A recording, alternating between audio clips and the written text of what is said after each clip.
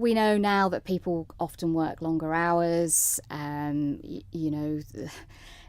Times are quite hard out there. Everybody wants more for less and that kind of thing. And actually, it's an important topic to keep in businesses' minds when they're wanting so much from their employees. So. And you were saying working longer hours. We were just talking actually 5 minutes ago about the fact that actually the working day now does not finish when you leave work, does it?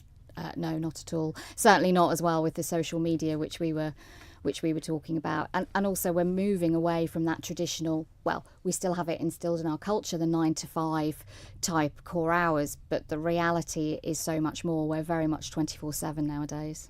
Now, if anyone was listening yesterday, they will have heard our interview with Sarah Davies, who's from the organisation Talking Menopause, and she was one of the speakers at this event. And from people I've spoken to who were there, this went down a storm, and people really impressed with the bravery, I suppose, of airing this topic in this way. Yeah, I mean, we do, when we're thinking about what topics to put on year, we do a lot of kind of research and analysis into kind of what's trending, if you like. And one of the things that we'd read about was that one of the most promising interventions around wellbeing was menopause. So 100% of us go through it as women. Men are also impacted by it, not physically, obviously, but in different ways. And I've been kind of looking at it quite a lot across social media the last 18 months or so, and it isn't a topic that gets really spoken about, which is crazy given how much it impacts us all. So we were determined this year that we were going to go for it. And we weren't sure in terms of whether or not we would get the numbers because of the fact that kind of topic was going to go on there. But kind of it's gone down really well. And Sarah did mention the potential of perhaps looking at this in more detail next year. Can you give us any idea of what the plans might be? So both of us have just sort of started talking about it in terms of maybe doing a more in-depth conference about menopause itself as a standalone topic. So not to our Workplace Wellbeing conference, but we would do something separate and really delve into it a little bit deeper. Sarah had an hour and a quarter. She gave lots and lots of good insight, and I think people want more than that, so kind of delving deeper into the topic, possibly looking at the nutrition linked around menopause, mental health, that kind of thing as well. It's interesting you talk about giving time to it, because we've talked a lot about that BBC programme that was on Monday night, and while that was great to have that at prime time, I know you said you had some concerns that perhaps it didn't go into certain areas as much as it needed to. Yeah, I completely agree with you. I think that it was great to see it aired with a very well-known broadcast journalist Mariella Fostrop. It was fantastic. This is just a personal view. I felt that it missed a trick in lots of areas as well, around some of the symptoms, and particularly linked to mental health and the impact that the menopause can have on the mental health of women. And that kind of impact is important to focus on, and I don't really feel like it focused on that so much. So. And there may be people who are thinking, why would you talk about the menopause at a workplace conference? But it's precisely for that reason, isn't it? Because your mental health can be affected so much, and also physically as well, with the sort of physical changes you're going through at a time when, as was brought out yesterday, you could be going through quite important times at work. You might be going through promotions, you might sort of, and also having to juggle family as well. So it impacts your whole life as a woman. Completely. And many women going through it, you can go through the symptoms anything between sort of 2 months and 10 years, which sounds horrendous, doesn't it? And actually, and that could be average 45 to 55 will be those years. And lots of women could be at the peak of their profession, or they could be, their children are at important kind of transitions in their lives. You are jungling all of that going on, and then you are having all of these horrendous symptoms, not just physically. But I think, again, if we talk about the psychological symptoms, which I felt the programme missed, around how lots of women suffer from, kind of anxiety, the self-esteem issues, the self-confidence, which therein impacts their performance sometimes at work, and then not wanting to talk about it because there's still a lot of stigma around it.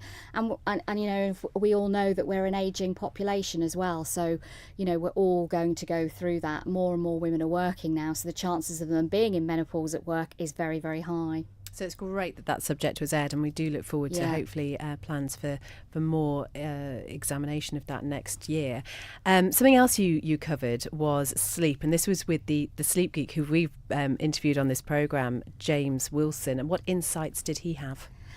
James was great. He used a lot of humour for the topic, and again, it was one of the interventions that we'd read about that had said that it was such a good intervention in terms of our mental health. I mean, the reality is, if you don't sleep particularly well, it can have a profound impact on your day-to-day life, not just at work, but in your personal life as well.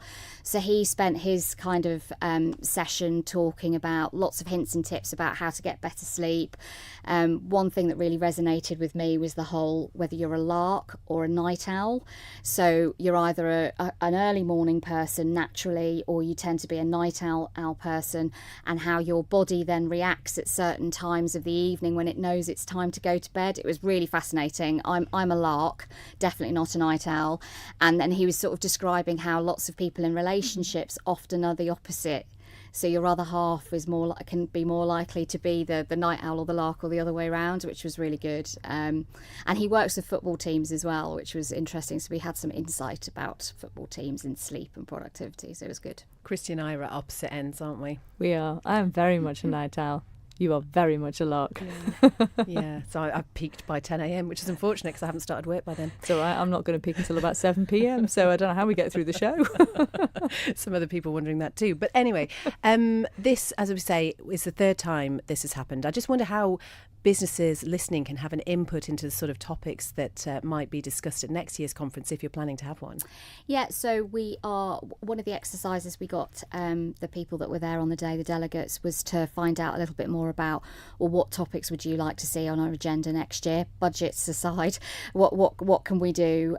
So we've had lots of feedback, and we're just going through all that analysis at the moment, and then we'll be publishing that on the public health website, on our government website. So that businesses can see. And we also do feedback. We tend to go out and ask for feedback as well. So early indications show there are things around men and mental health that people would like to talk about a bit more, which I think is really, really important. Some stuff around resilience, and also what can businesses, especially smaller businesses, do that don't always have the funding to implement wellbeing programs and initiatives. What can you do for either free or limited budgets? What's the type of things that we could do? So watch this space, but that's what we know so far.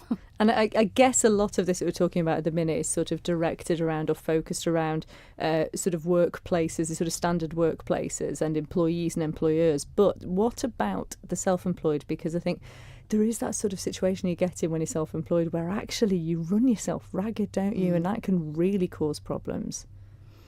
Yeah, I think that's a really good point. I mean, obviously we did have some self-employed people there that came along to the conference as well, and they would be able to, again, from an active listening, they would be able to get lots of hints and tips. But I think that is a good point. I think it is different when you are your own breadwinner and you don't always naturally have the support. I mean, there's lots of stuff out there at the moment about remote working, and actually how isolating it can be as a self-employed person when you don't have the camaraderie, if you like, anymore, and you're not seeing people on a day-to-day basis. So I think there probably is more work we haven't really talked about that so far, if I'm honest, but I do think there is probably some work we can do around there in terms of helping, even if it's just getting some fact sheets and things like that out there for people.